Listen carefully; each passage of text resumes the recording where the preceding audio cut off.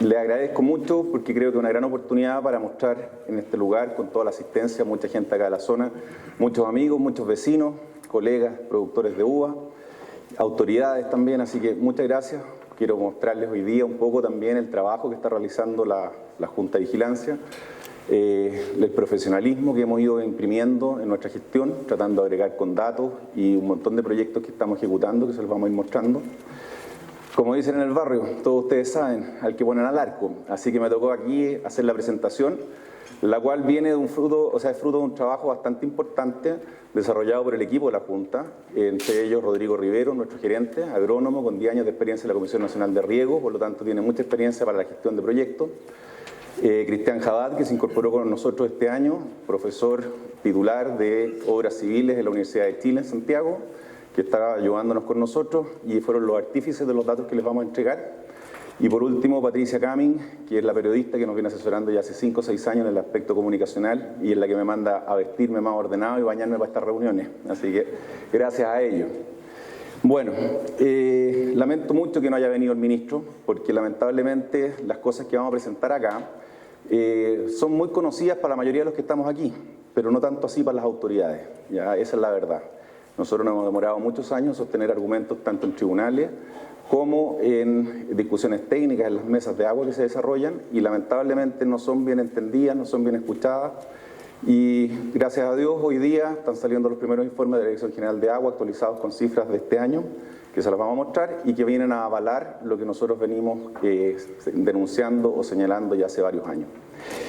Pero bueno, no vine a contar todo lo que hemos hecho. Aquí yo sé que me tiré a la piscina, me pidieron un pronóstico de disponibilidad de agua. La verdad que es un desafío tremendamente grande porque, como van a ver, la información con la cual trabajamos es demasiado básica. De hecho, no es la necesaria para construir la información que quisiéramos los productores, que es tener una estimación para cómo programar nuestros riegos, cómo hacer nuestros manejos de agua, sin un embalse en la cabecera, sin los pronósticos, los números adecuados. La verdad que son estimaciones y los grandes promedios en general coinciden. La DGA se defiende que sus promedios anuales de deshielo, sus promedios mensuales incluso, son bastante acertados. Pero si lo achicamos a la disponibilidad por semana y a la disponibilidad para los trabajos que seguramente Gabriel va a presentar más adelante, y qué sé yo, son bastante poco seguros, ¿no? Bueno, metiéndonos ya en materia, porque lo que queremos saber es cuánta agua vamos a tener, voy a empezar por el enfoque que hemos querido dar a esta presentación. Todos hablamos de sequía, todos hablamos de déficit hídrico y hay varios conceptos que andan dando vuelta, pero yo creo que tenemos que empezar a ser un poquito más específicos al hablar, sobre todo en seminarios y gente como los que están aquí presentes, que son básicamente técnicos.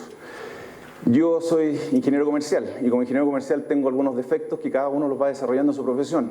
Tiendo a mirar las cosas entre oferta y demanda. Aquí tenemos un problema, una sequía, es un desequilibrio que hay en fondo entre la oferta y la demanda de agua.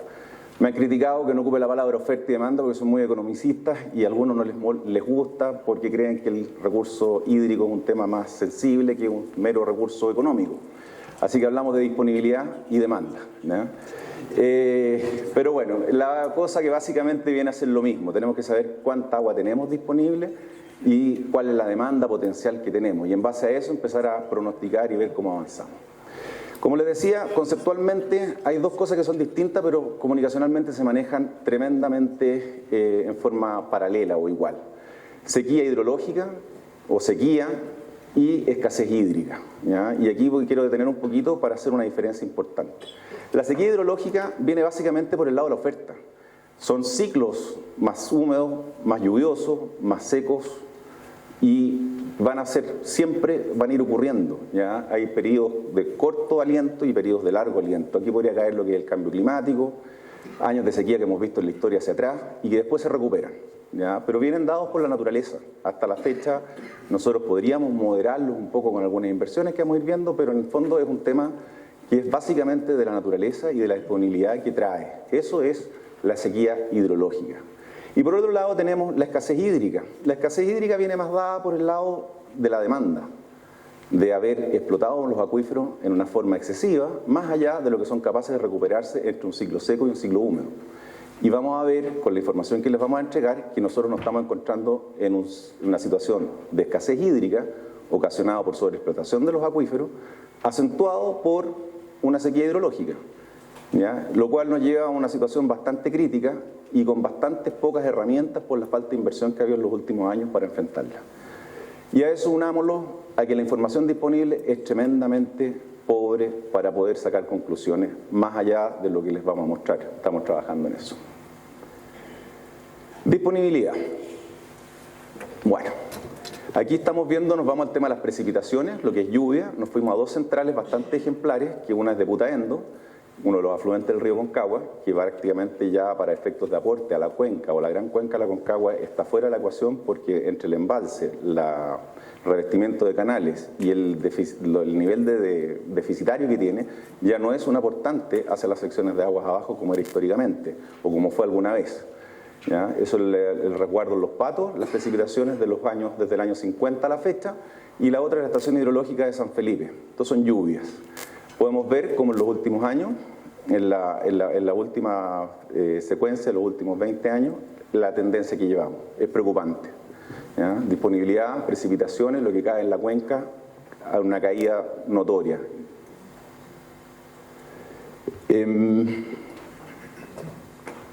Este cuadro es un cuadro que preparamos nosotros, y me quiero detener un poquito, porque nos viene a contar un poco cómo administramos nosotros la disposición hídrica. Dame un segundo que...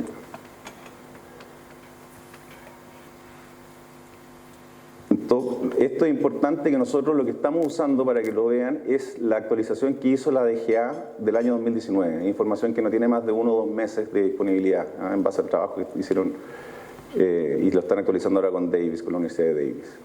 Bueno, esta información está basada en lo que pasó básicamente el año pasado. Este año, y lo que ha sido histórico. Tenemos, en primer lugar, vamos a ver si me manejo con esta cosa del puntero. Ay, no sé si se alcanzan a ver, yo apenas lo veo. No sé, ¿sí? Ya. ¿Apunto el computador, dicen otro? No, tampoco, menos. No, la verdad que no lo veo mucho, pero bueno. Tenemos desde el año 2014 hasta el año 2019. En las garras están las precipitaciones de nieve, las precipitaciones sólidas en la cordillera, en las dos estaciones que más se manejan, que es Lagunita y la de sur-sur. 2.500 metros aproximadamente, 3.500 metros la otra. Vemos claramente cómo han habido un ciclo que se asocia a la curva de precipitaciones de lluvia, más o menos, que son los milímetros de lluvia registrados acá abajo, en los Andes, que tienen un pico el año 2016 de 245 milímetros y 40 milímetros este año. Lo histórico en la precipitación son 10 metros, o sea, 2.000 centímetros, en sur-sur, y en la estación Lagunitas son 8 metros 50, 8 metros y medio. Hoy en día es patético, no sé qué otra palabra ocupar, la verdad que esa es la realidad que nos enfrentamos, ¿no? La tendencia no es buena. Creo sí que esto está afectando el tema de la disponibilidad, de lo que vemos nosotros y entendemos como sequía, con la disponibilidad natural que hay del agua. El año pasado, esto está actualizado hasta el 30 de agosto, el año pasado debemos recordar que después del 30 de agosto hasta el 30 de octubre cayeron 3 metros de nieve, o sea, un 50% adicional de lo que había caído el año pasado el 30 de agosto.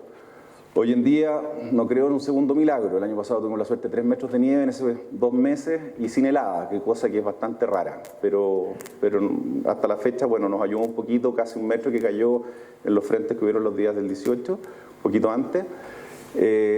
Pero no creo que revierta en gran forma la tendencia de lo que hay, y además son nieves más blandas porque no hay el frío para hacerlas durar más durante la temporada.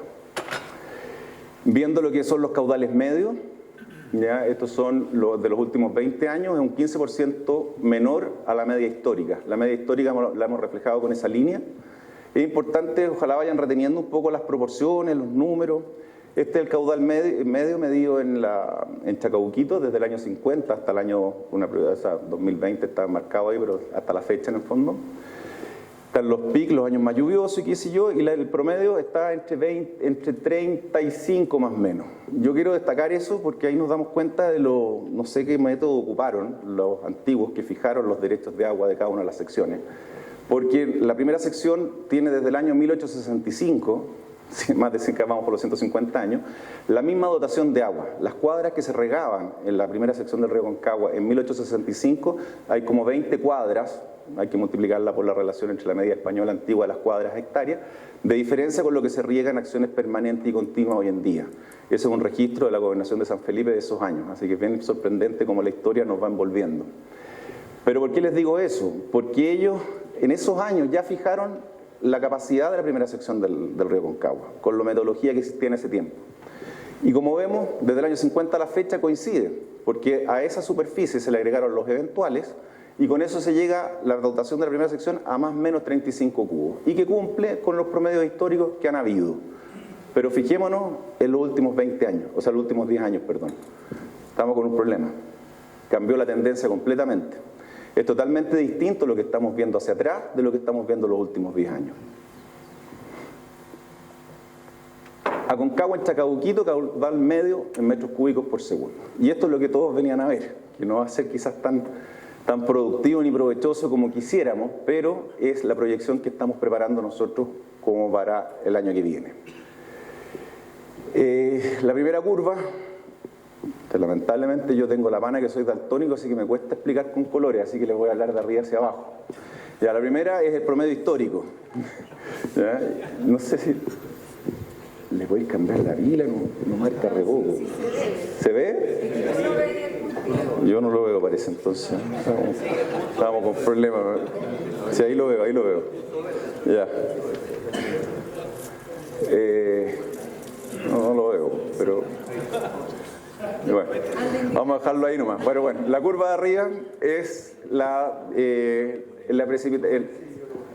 curva, la más alta es la curva del promedio de 30 años por mes, ¿ya? Los caudales, en base a esto es lo que ocurrió realmente.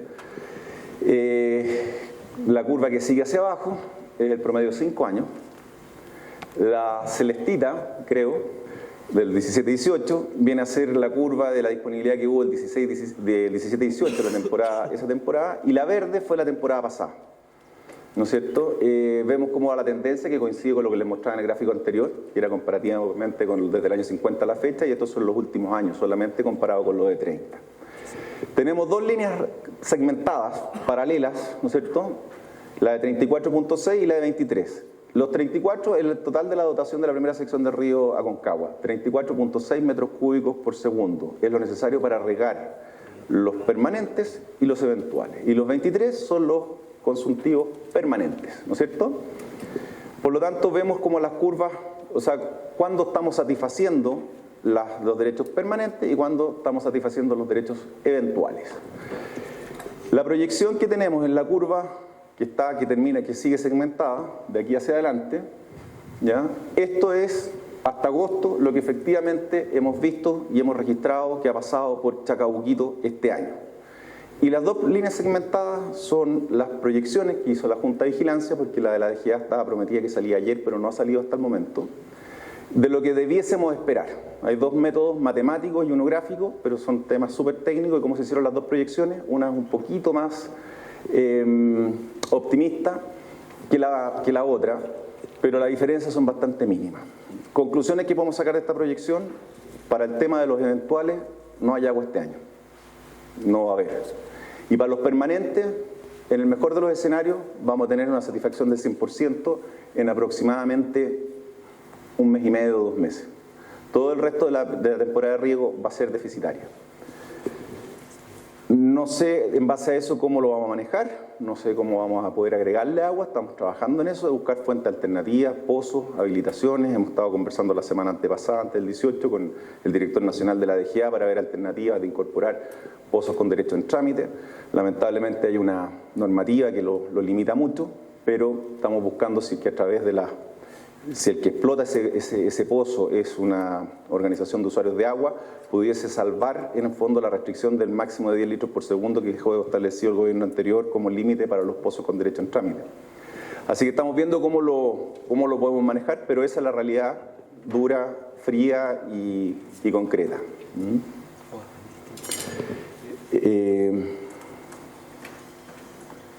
Sigamos con la disponibilidad.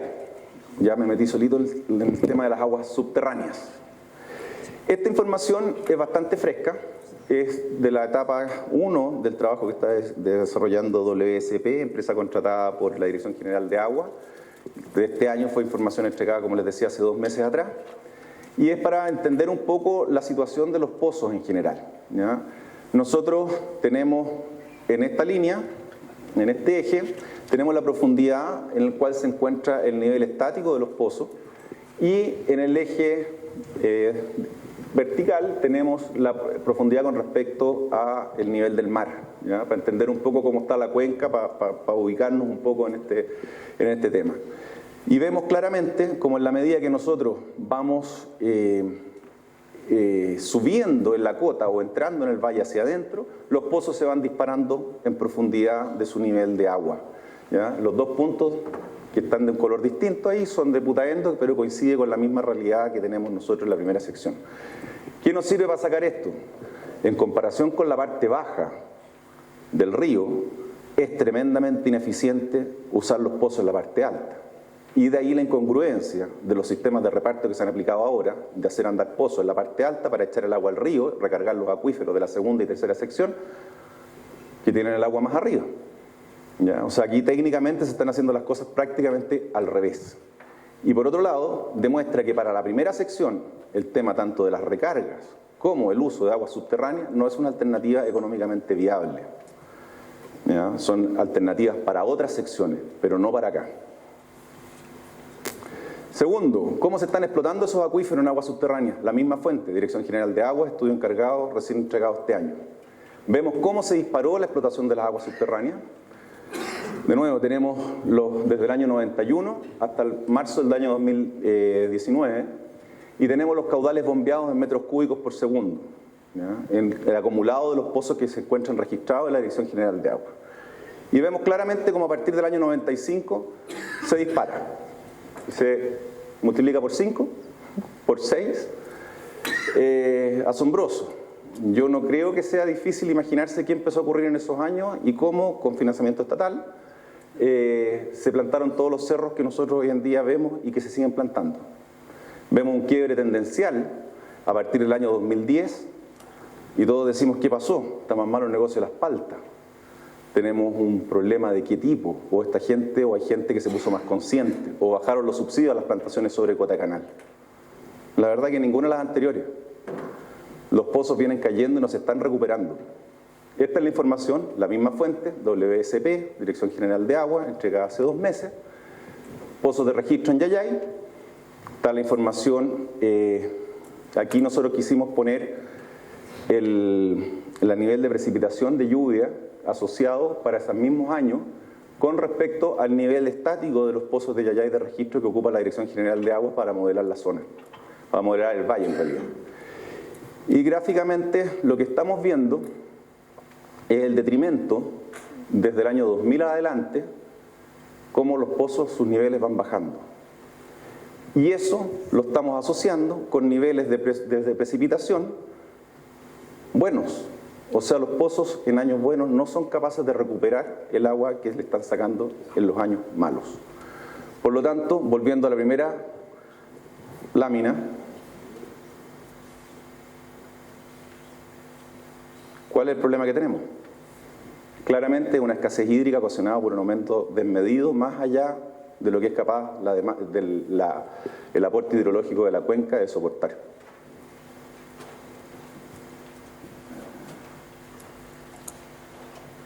Y bueno,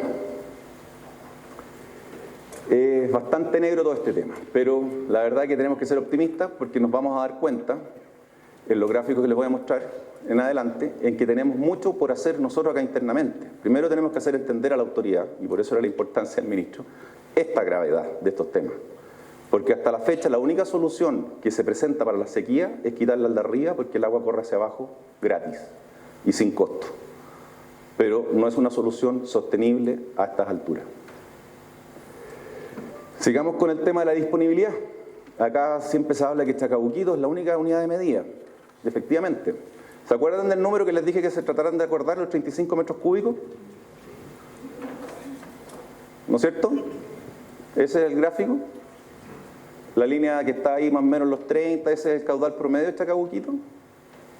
Bueno, A eso hay que agregarle, en total, en todas las secciones se han otorgado 110.000 metros cúbicos, o sea, litros por segundo de agua subterránea. ¿Cómo si toda el agua viene de Chacabuquito, donde el promedio son 35.000 metros cúbicos, va a ser capaz de recuperar con esa agua solamente ese acuífero? La explicación es súper clara, y es tremendamente clara. No toda el agua que alimenta el valle viene de la cordillera ni de Chacabuquito. Suena de perogrullo, pero las autoridades políticas dicen que toda el agua viene de ahí, y por eso cuando hay que redistribuir el agua del valle, la única que se redistribuye es la que pasa por Chacabuquito. ¿Y el resto? Y aquí queremos ser súper categóricos. El Código de Agua, cuando habla de las capacidades de la Dirección General de Agua para redistribuir el agua, no hace diferencia entre aguas subterráneas y aguas superficiales. ¿Por qué entonces solo se redistribuyen las aguas superficiales y las de profundas se dejan de lado? Si son casi 4 veces el volumen del agua disponible en la primera sección, que es la que solamente se redistribuye. Esto ha sido argumento en juicios que hemos ganado en la Corte Suprema y nos ha dado la razón en 2 ocasiones en los últimos 5 años. Uno con la tercera sección y otro en contra de la Dirección General de Agua. Vamos a ver la demanda. ¿Cómo vamos por el otro lado? Acá acabamos de ver todo lo que es la disponibilidad y cómo hemos estado, dónde hay agua para proveer la demanda que estamos teniendo, ¿no es cierto? Aquí es re importante dimensionar las cosas y empezamos con las falencias de información. Lo que nosotros manejamos es que la primera sección más o menos riega 26.000 hectáreas entre derechos permanentes y eventuales. Con aguas subterráneas, algunas son complementadas, las superficiales, pero no tenemos ese catastro ni esa información. Lamentablemente toda la información que nosotros hemos manejado y vamos limpiando de los censos agrícolas, que de hecho se está efectuando uno este año, que les pido mucha colaboración porque la verdad que nos sirve cualquier cantidad de esa información. Lamentablemente se lleva por las distribuciones geopolíticas y no por los acuíferos. Por lo tanto, cuando se habla de la provincia de los Andes y de la provincia de San Felipe, entramos con abastecimientos de distintas fuentes de agua. O sea, es muy difícil limpiar la información. Por lo tanto, las hectáreas de la provincia de los Andes no son las hectáreas que riega la primera sección. La primera sección riega hectáreas de la provincia de los Andes, parte de la provincia de San Felipe y parte de la región metropolitana de la provincia de Colina. Entonces, la verdad que para juntar la información es un cachito más o menos. Pero la información que hemos llegado a consensuar más o menos que nosotros regamos 26.000 hectáreas. Comunas que regamos o que estamos nosotros que tenemos injerencia: Los Andes, San Esteban, Calle Larga, Rinconada, Santa María, San Felipe y Colina, región metropolitana. Y los cultivos básicamente, los que todos conocemos: de mesa, carozos, nogales, vid vinífera. Aquí es súper importante resaltar que bajo todas las informaciones que nosotros manejamos, la provincia, y que aquí lo digo porque la provincia de los Andes, es porque la única que está casi 100%, un 90% regada con aguas de la primera sección, las otras se mezclan. Pero la provincia de los Andes, en la quinta región, es la que menos riego tecnificado tiene, por lejos, en las estadísticas que manejamos hacia atrás. Me lo confirma usted, señor Seremi, porque la verdad que los datos míos están medio añejos en ese sentido. Yo los datos que manejo son de que solamente el 34% de la superficie está tecnificada en la provincia de los Andes, que es por lejos la más baja de la región. Por lo tanto, ahí hay mucho que hacer para ganar eficiencia. Segunda cosa importante, la he dicho antes, la quiero repetir. Nosotros hace más de 100 años que tenemos una superficie acotada y que más o menos no ha crecido. ¿Ya? Es tremendamente relevante. ¿Y por qué digo eso? Porque en base a eso, el año 1985 se declaró agotada la primera sección. ¿Qué significa eso? No hay más agua para inscribir derechos. Si es que está agotada del año 85 y nosotros vemos cómo ha aumentado la explotación de derechos nuevos otorgados con posterioridad a los años 90, o sea, con posterioridad a la declaración de agotamiento, ¿por qué cuando a los señores de abajo les falta agua, tiene que ser la zona agotada la que entrega los derechos? Eso fue declarado ilegal por la Corte Suprema. Si estábamos agotados y se dieron nuevos derechos con cargo a otro acuífero o con otra fuente de recarga. No puede ser con una que ya estaba declarada agotada, si no hay un vicio de ilegalidad en la concesión de esos derechos. Y por último, para recalcar lo que ya había dicho, la fuente superficial de las aguas de la primera sección son prácticamente la única fuente de agua, porque las subterráneas, si bien existen, y como vimos En este cuadro, la primera sección tiene muchos derechos concesionales, o sea, entregados, pero son muy poco explotados. Siempre es la última emergencia que dejan todos los agricultores, dejamos como la última cosa porque es demasiado caro. Y no hemos desarrollado un sistema de incorporarlas que económicamente sea más viable, ponerla a disposición del sistema. La primera sección tiene 19.000 metros cúbicos, o sea, litros por segundo entregados en agua subterránea, la segunda 15 y la tercera 29. Es bastante desigual el reparto y es bien llamativo que los promedios por pozo son mucho más altos en la primera sección, porque alguien que va a hacer un hoyo de 100 metros claramente va a querer bombear más agua, si no, no se le justifica hacer el tremendo hoyo por pocos litros. En la tercera sección, donde es más bajo, se pueden dar cuenta que si bien el nivel dinámico es 33, son 3.500 los pozos. O sea, el nivel promedio de cada uno de los pozos es tremendamente bajo. Pero bueno, no me voy a ir por las ramas. Primera sección, lo que les quiero decir es que nosotros contamos con el agua superficial y prácticamente muy poco de agua subterránea o de agua escasa, o sea, no escasa, pero muy cara y muy poco viable para sostener el 100% de la demanda de la primera sección desde el agua subterránea. ¿Cómo nos portamos el año pasado? ¿Cómo administramos la demanda y cómo con la disponibilidad? ¿Cómo juntamos las dos puntas en el fondo? ¿Qué pasó el año pasado? Aquí nosotros hemos ido a juntar los volúmenes totales de millones de metros cúbicos que tuvimos disponibles para repartir por mes. Me enredé mucho con la información, si no me piden que repita, pero cada una de estas barras es el agua, los millones de metros cúbicos que pasaron por Chacabuquito en el mes de agosto de la temporada de riego anterior, o sea, del año 2018. Pues se mezclan los años, pero es la temporada de riego anterior. 20 millones, 40 millones, 60, 80 y qué sé yo. Y empezamos a jugar con las teorías, por decirlo. Perdón, se me olvidaba. Estas barras está dividida desde octubre en adelante en dos colores, entiendo que es celeste, ¿estoy bien? Es el agua que fue a las secciones de abajo por las 36 horas. Eso refleja el agua que pasó por Chacabuquito, pero en base a los acuerdos fueron entregadas a las secciones de abajo para suplir la demanda de ellos, la escasez que tenían en las secciones de abajo. Y esa es la proporción. ¿Por qué lo hacen? Dirán ustedes. ¿Por qué entregamos agua? Si les acabo de dar todos los argumentos para no entregarla. Porque creemos en el manejo integrado. Creemos que aquí hay una cuenca. Pero la cuenca integrada significa que es integrada. Que no podemos seguir perdiendo 100 millones de metros cúbicos en el mar, desde las sanitarias de aguas tratadas. El agua está en la tercera sección, ¿por qué no se preocupan de esa agua reincorporarla al sistema? ¿Y saben por qué? Por algo bastante básico, el agua corre para abajo. Aunque suene divertido, tuve que declarar bajo juramento eso en un tribunal, y cuando me sonreí casi me amonestan. La jueza me llamó la atención por hacer uso de conocimiento de experto. Pero así es la autoridad. Pero bueno, la cosa es que el agua corre para abajo y por lo tanto la de arriba tiene que subsidiar a las de abajo. Veamos aquí cómo es el tema. Primera curva, los puntitos. Necesidad de riego ineficiente o de un 45%. Si toda la sección de las 26.000 hectáreas nosotros las regáramos con riego por tendido, riego por surco, con una eficiencia del 45%, tendríamos ese nivel de demanda a través de los meses del año. ¿Estamos? ¿Me entienden? ¿Sí? Si nosotros vamos con la necesidad de riego eficiente al 85%. 85, ¿por qué terminamos 85? La verdad que es un número medio aleatorio, pero en realidad tratamos de decir, bueno, si con el goteo podemos llegar a un 95 más o menos si lo manejamos bien. Tenemos problema de conducción porque no tenemos inversión en los canales, tenemos harta infiltración, se habla un día un 15, ya, pero un 85 yo creo que es una cosa que deberíamos ponerlo como desafío nosotros, tecnificándonos, invirtiendo y haciendo bien las cosas bien, podríamos llegar a obtenerlo. De ahí sale ese 85%, ¿ya? Es un número medio relativo, pero... Y misteriosamente nosotros cuadramos con lo que tuvimos disponible para repartir en buena parte de la temporada del año pasado. ¿Y qué quiero decir con eso?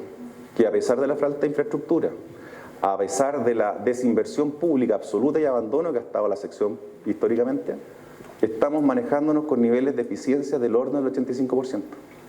Lamentablemente, no es parejo ese nivel. Y sabemos que hay sectores de los canales que están secos, gente que está sufriendo, que ha perdido producciones, porque no hay inversión en el sistema de conducción.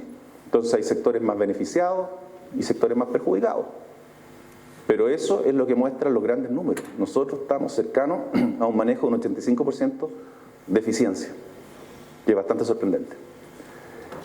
Y por último, el ET sub 0, ustedes acá, la mayoría agrónomos, saben mejor lo que es la curva a las 26.000 hectáreas de lo que está regado con canal. Esa sería la demanda. Estamos hablando de un 100% de eficiencia, básicamente. Vamos con... ¿Por qué les muestro este gráfico también? Igual es la otra importancia. Nosotros este año deberíamos tener una curva de disponibilidad un poco por debajo de lo que tenemos en las barritas este año. No sabemos bien cuánto, que fue lo que les mostré en el gráfico anterior. ¿Ya? Era medio enredado hacerlo matemáticamente coincidir, por eso no mezclamos las dos cosas. Por lo tanto, ¿qué se desprende de acá? Porque no todo es negativo y busquemos lo positivo. Nosotros, a pesar del nivel crítico que estamos viviendo, con una eficiencia del 85%, deberíamos ser capaces de superar la crisis que estamos viviendo. Pero tenemos que invertir, tenemos que meternos la mano al bolsillo, todos, públicos y privados. No queda otro, pero no es que se vaya a perder la superficie. Tenemos todavía mucho paño que cortar. Y esperemos que, además, se revierta lo que les nombraba en la primera diapositiva, que volvamos al ciclo, ya no de sequía hidrológica, sino que se revierta el ciclo hidrológico. Pero mientras no controlemos la demanda, vamos a seguir con el mismo problema. Dejar los medios mareados para atrás y para adelante, pero creo que es más claro. Obras y acciones, ¿qué estamos haciendo? Y aquí quiero aprovechar de contarles un poquito, para aprovechar el público y todo, porque la verdad que nos estamos quemando harto las pestañas y creo que vale la pena. Todas las fotos que ven aquí son de obras que se ejecutaron entre el año pasado y este año, con una inversión sobre los 1.500 millones de pesos en obras de distribución de agua. La primera cosa que se hace, entre obras y medidas que se toman, es el sistema de redistribución del agua de los periodos secos, que yo se los mostré en los cuadros anteriores. Y aquí la primera cosa que muchos no saben, de acá en la primera sección casi todos lo sabemos, pero la autoridad no lo sabe. Así que por eso son los avisos. La primera línea, la azul, es el caudal en Chacabuquito, que tuvimos el año pasado. Esto es un fin de semana, el día 8 de diciembre, cuando se entregó el agua a las secciones de abajo y nosotros cerramos las compuertas. Y la segunda sección también la cierra. ¿No es cierto? Tan claro eso que se cierra y se pasa. Chacabuquito se mantiene parejo porque no se ve afectado por el cierre de compuertas. Los canales están hacia abajo. Por lo tanto, el nivel que se maneja ahí es prácticamente estable, ¿no? Son las fluctuaciones diarias normales de temperatura, de hielo y qué sé yo que van ocurriendo. La segunda línea, ¿qué color es?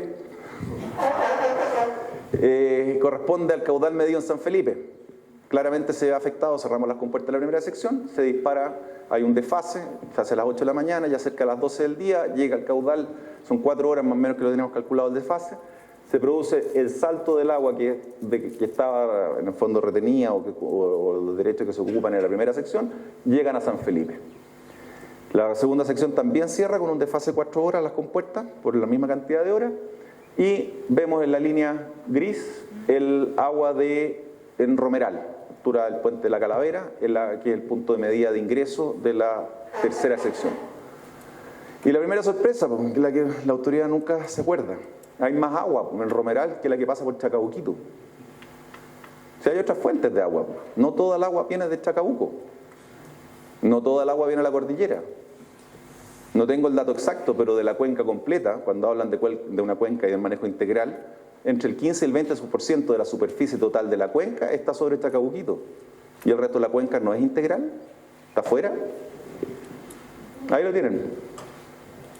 Ahí lo tienen. Y estamos hablando de un año con sequía, a donde las napas llevan 10 años bajando los niveles de los pozos en Yayay. Y a pesar de eso, sigue aumentando el agua. O sea, antes era más todavía eso. Los pozos, bueno, todo lo ya lo he venido diciendo, el Puente del Rey, todo. ¿Cuál es el drama de esto? Antes les mostraba que echaban a andar los pozos en la parte alta para echar el agua al río para que llegara a la tercera sección.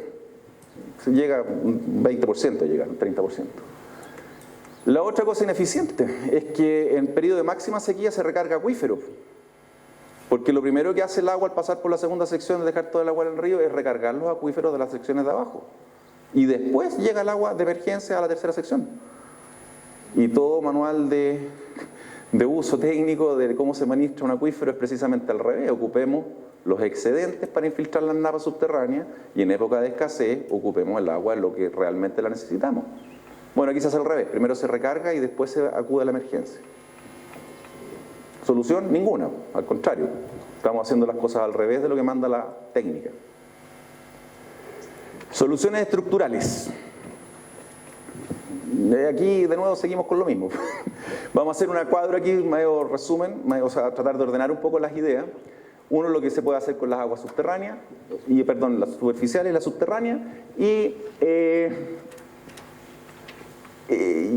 repetir lo que venimos repitiendo. Nosotros para superficiales necesitamos embalse. En 1925 el Estado de Chile empezó a gastar plata en un embalse cabecera y hasta la fecha no hay por dónde. Yo me atrevo a decir, Humberto viene medio asustado acá porque dice que le van a pegar al gobierno. Yo no tengo nada en particular ni en contra ni a favor de este gobierno, pero creo que dejando de lado la Comisión Nacional de Riego y Corfo, que es la que pone las lucas, el Estado de Chile es parte principal del problema que tenemos, no es parte de la solución hasta el momento. Con las redistribuciones, con los derechos que asigna, con la dificultad de destrabar y disponibilizar las aguas que hay en este momento en base a cosas bastante ridículas en caso de su burocracia interna. ¿Embalses a dónde se necesitan? En todas las secciones, en todos lados. Ya no se puede pensar solamente en grandes obras como era Puntilla, hay que pensar en obras quizás medianas, pequeñas, chicas. Hay que regular, tenemos que regular. ¿Cómo vamos a mejorar la infiltración? Todos los que trabajamos en el campo sabemos que si yo, no sé, echo todo el pencazo de agua no se absorbe, pasa de largo en la tierra. Necesito regular para recargar las napas subterráneas. No me sirve un golpe de agua de deshielo que cada vez es más corto, como lo veíamos en las curvas anteriores. Los periodos en que tenemos una sobreoferta de agua ya son cada vez más cortos. Y esa agua pasa de largo al mar entonces. Y sigue pasando. El año pasado llegó agua, tampoco hay unidad de medida de cuánta agua llega a Concón.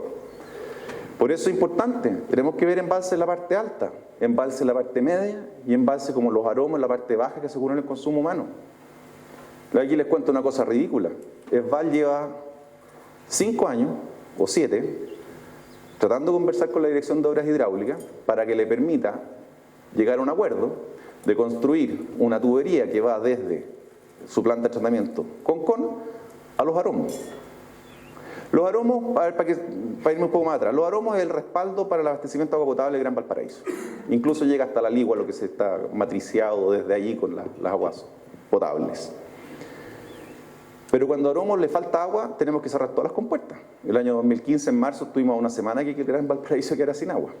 Tuvimos que cerrar las compuertas. ¿Qué pasó? Se equivocaron en calcular. Decían que quedaban 7 millones de metros cúbicos y la verdad que de los 7 millones de metros cúbicos había 4 que era barro, el resto era agua. Un pequeño error. Resulta que cerramos todas las compuertas, se fue el agua para allá abajo, se logró recuperar el embalse de los Aromos. ¿Y qué se hace con el agua de los Aromos? Se echa el estero Colmito. Se conduce por el estero Colmito a la planta de tratamiento de Concón. ¿Sí? ¿Cuánto se pierde? El 50%.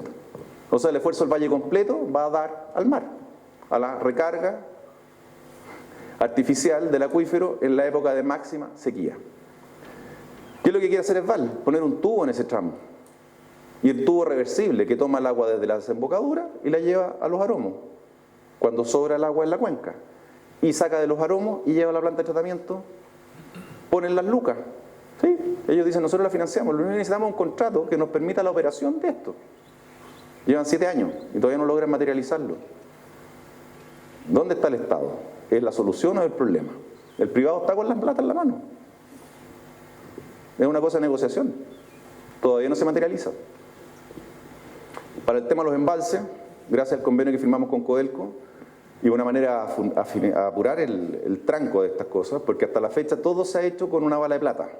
Va a Puntilla, se cae Puntilla y quedamos sin nada, foja cero. Oye, vamos con Pocuro. No, es que Pocuro es muy caro, foja cero, no hay alternativa.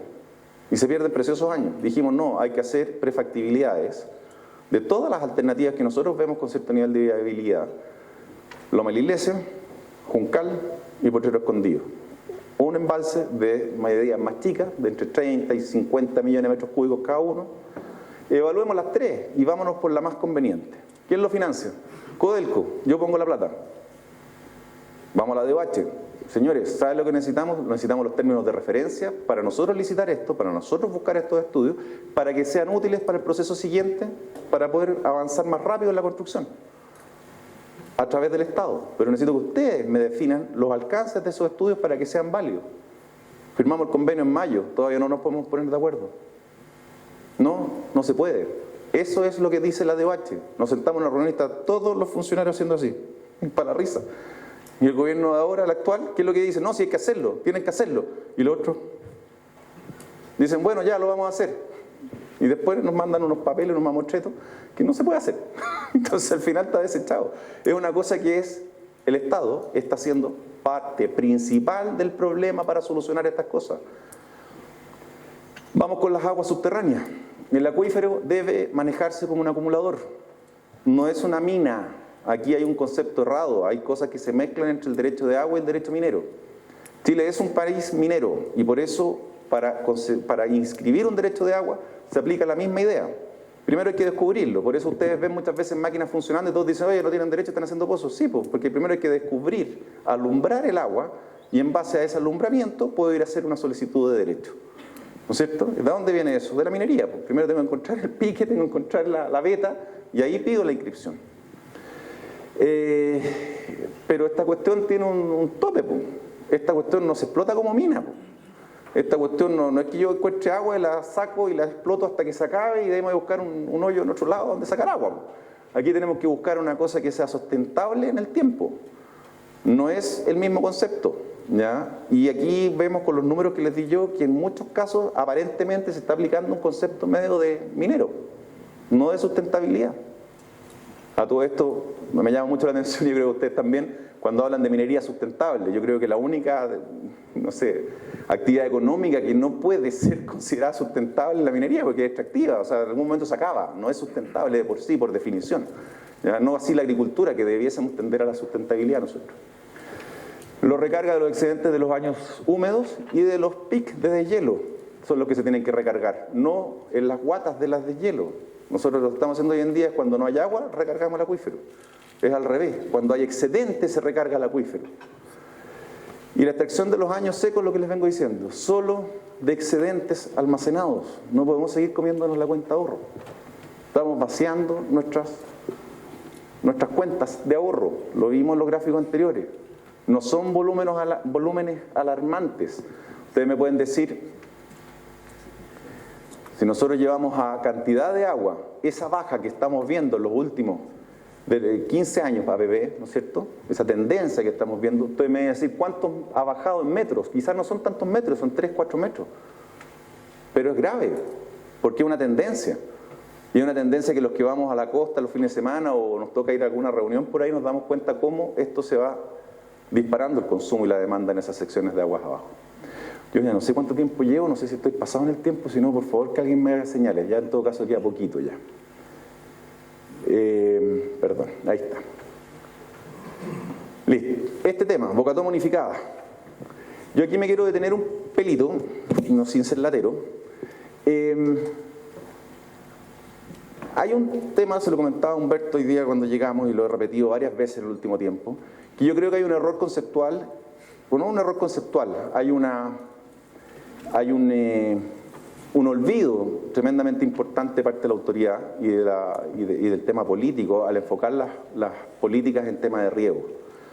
Aquí todo el tema está enfocado, primero estaba en la nueva superficie de riego, en zonas que ya no tienen por dónde, pero se financiaron con plata estatales las plantaciones sobre cota canal.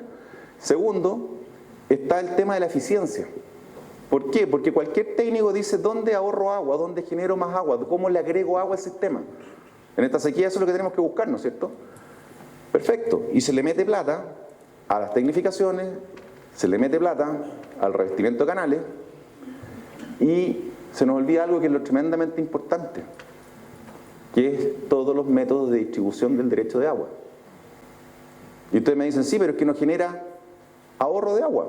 No, pero le da justicia y equidad al sistema. para que esa eficiencia del 85% no sea que hay uno que está con el 40% de sequía y el otro está con el 100% de abastecimiento.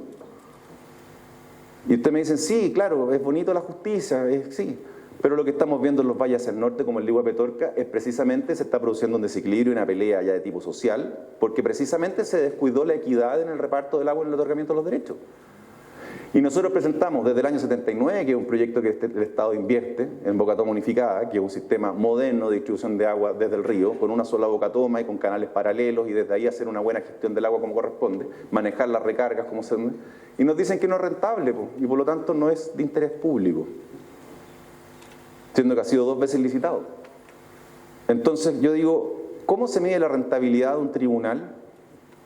El tribunal no genera plata, genera gastos nomás. Pero si no hubieran tribunales no podríamos tener una vía civilizada. Una comisaría con más carabineros tampoco es rentable, es más gasto. Pero necesitamos que estén los carabineros para poder desarrollar la vía civil y nuestras labores comerciales. Pero no está dentro del sistema de evaluación de proyectos del Ministerio de Desarrollo Social, que es el que tiene que dar los vistos buenos de esto. Así que yo les cuento, la bocatoma unificada ha sido licitada 2 veces. Por cosas administrativas la Contraloría lo ha objetado, en este momento se cayó de nuevo, la echaron para afuera nuevamente queremos pasar a la etapa de diseño recién.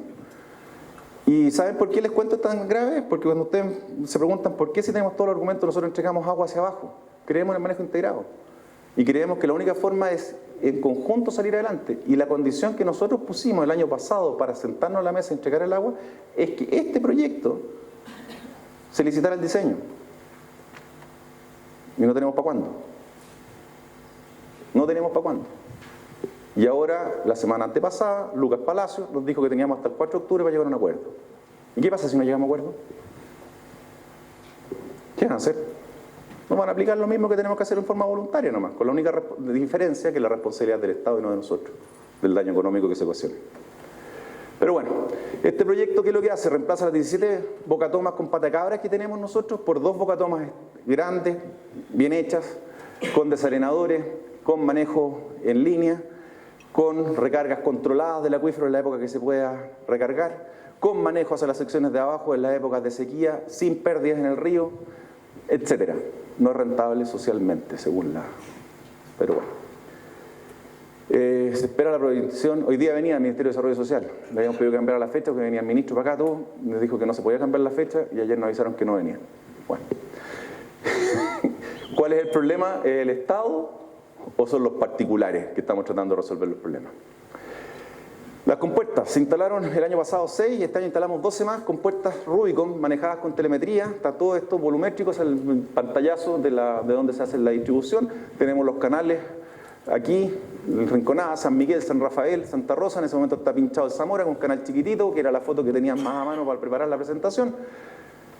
Todo en proporción. ¿Qué fue lo primero que saltó? Ahora que ya tenemos el 88% del caudal del río de la primera sección, regulado desde un computador en las oficinas de la Junta de Vigilancia.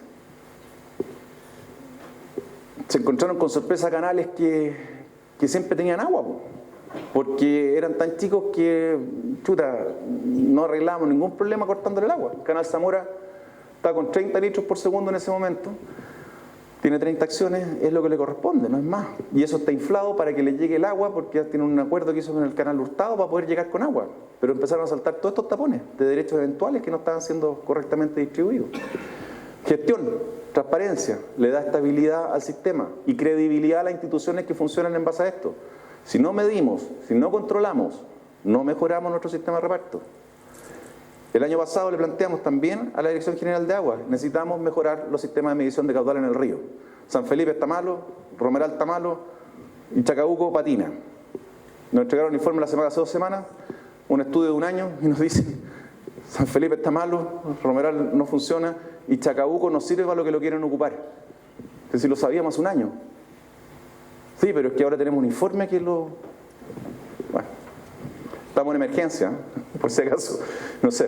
Por eso el mensaje de nuevo a la autoridad: hay una emergencia aquí, no sé qué pasa, cuál es el problema aquí.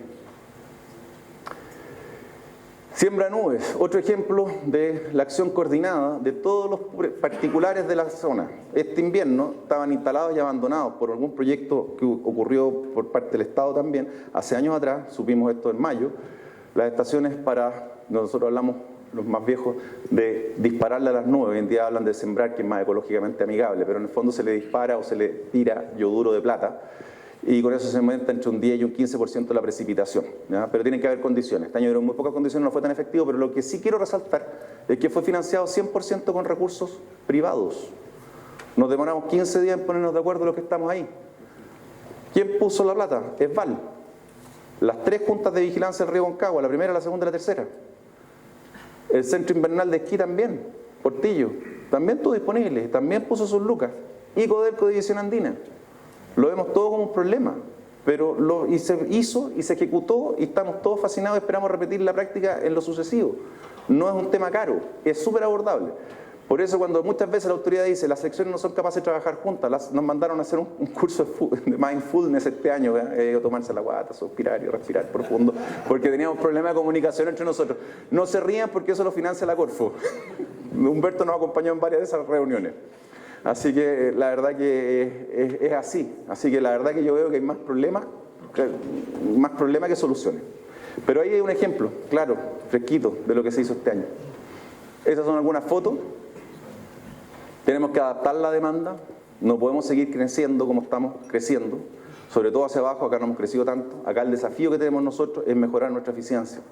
El 85 actual que estamos viendo que somos capaces como sección de hacer, tenemos que llevarlo al terreno individual. No puede ser que haya algunos que tengan eficiencia del 95 y otros que tengan una eficiencia del 45. ¿Saben lo que significa eso? ¿Qué va a pasar este año? ¿Quién va a ser el dolido? ¿Quién va a ser el que va a llorar más? El que no está tecnificado y el que tiene cultivos tradicionales, que son más demandantes. ¿Quiénes son esos? Los más pequeños. ¿Dónde queda la estabilidad político-social para administrar una cuenca? Tenemos reunión con el gobernador el día de mañana a las 9, precisamente para pedirle más apoyo de parte de Carabineros a la gestión de los presidentes de canales en el reparto del agua. Estamos teniendo conflictividades importantes. Acá en el año 68-69 hubieron muertos a balazo y a palazo. No queremos que se repita eso, pero necesitamos comprometer a la autoridad en la gestión. Pero ojo, que no es rentable, así que según el Ministerio de Desarrollo Social, así que no sé cómo lo vamos a administrar, pero es delicado, es grave. Esas son obras, fotos de lo que se hizo en estas compuertas. Tenemos que tecnificar, viene plata. El Ministerio de Agricultura y con la CNR, gracias a una gestión importante del señor Cereme, de Humberto Lepe y de Juan Alfredo Cabrera como encargado de la CNR acá en la región, consiguieron importantes recursos adicionales para acá.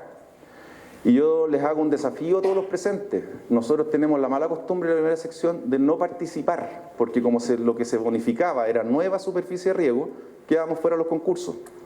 Eso ya se cambió a nivel de región. Concursen, participen.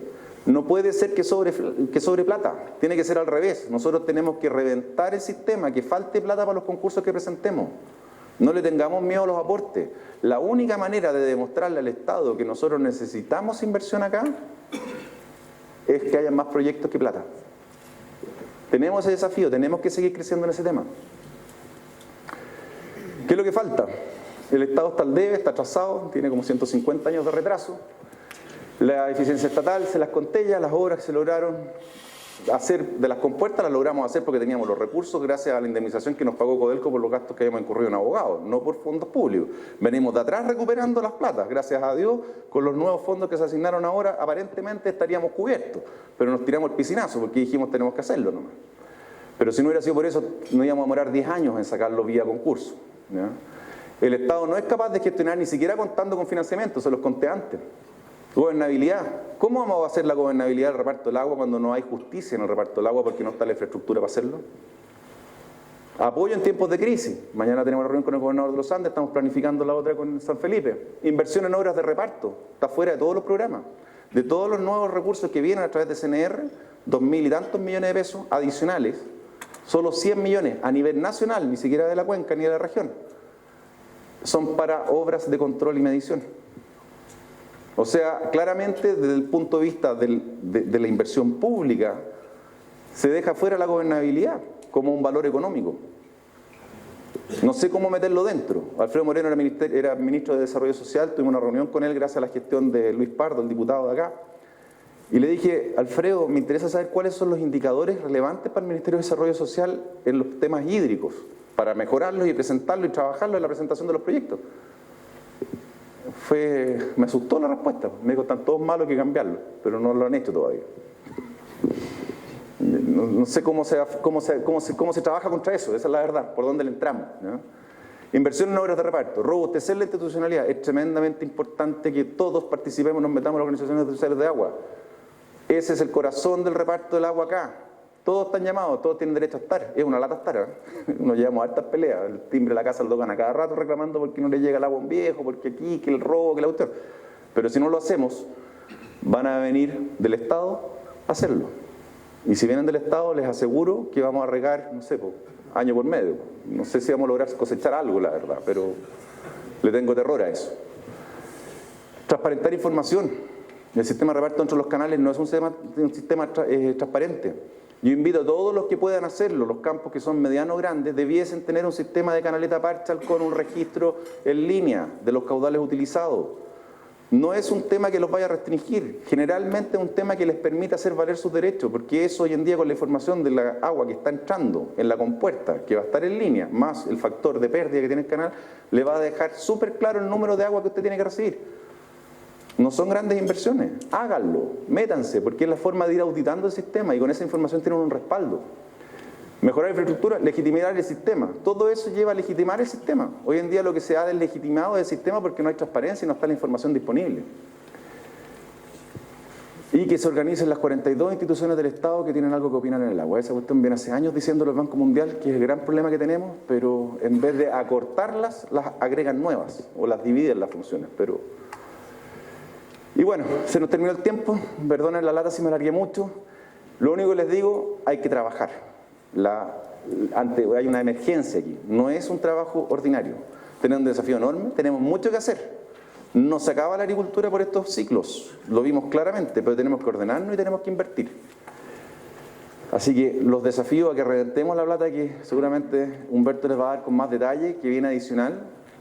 Pongamos proyectos, la Junta va a cofinanciar proyectos con Codelco de la parte de los canales que falten, beneficiando la mayor superficie de riego. Así que por favor infórmense a través de su presente canal, infórmense a través del boletín que tenemos nosotros y de nuestra página web.